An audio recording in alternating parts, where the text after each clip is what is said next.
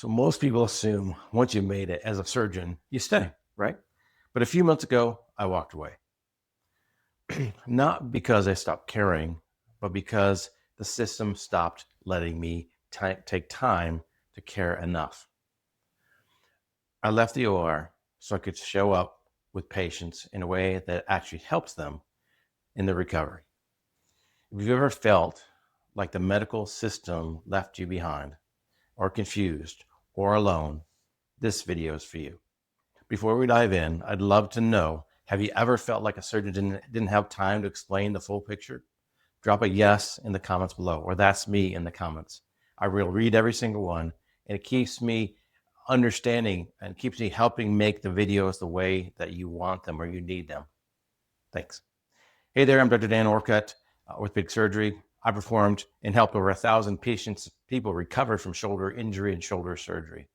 So if you're dealing with pain, prepping for surgery, or recovering, I'll break it down so it actually makes sense.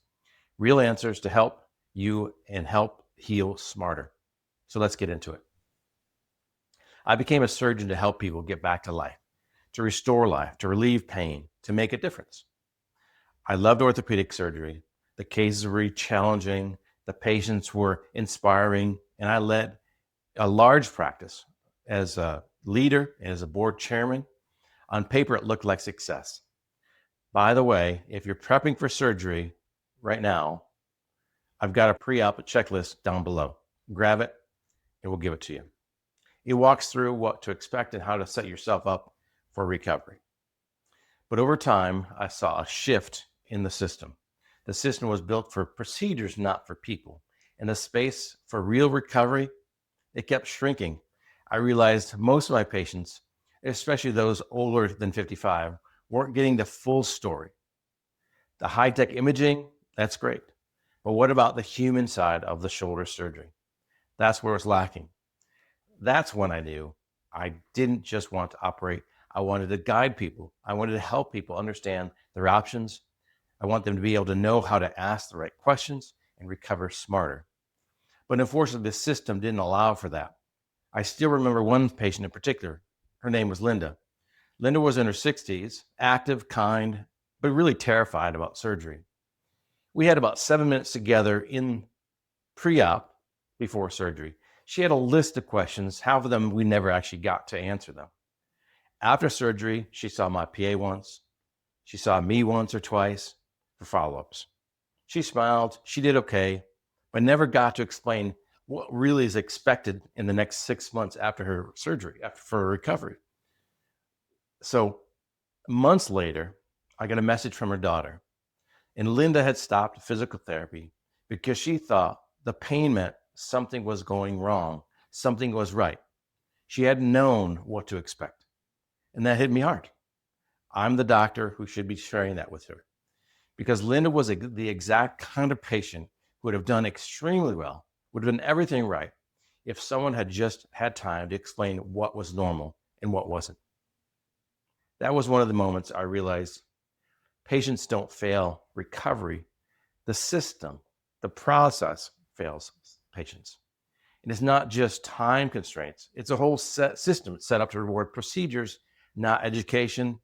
Insurance companies rarely pay for an hour of explanation, but they will cover a $10,000 surgery without a problem.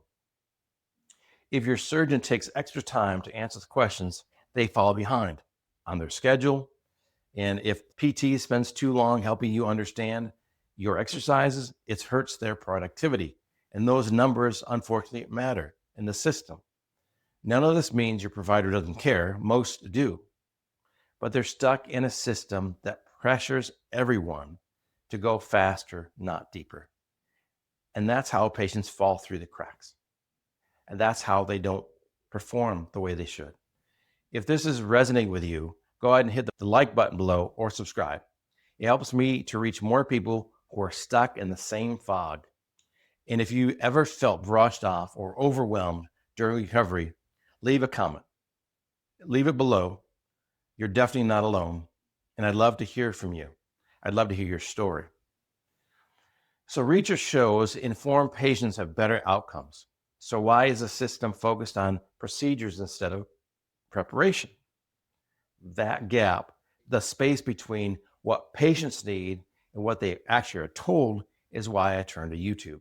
I turn to YouTube to fill that void, because if you understand what's happening in your own body, you will make better decisions and avoid avoidable setbacks.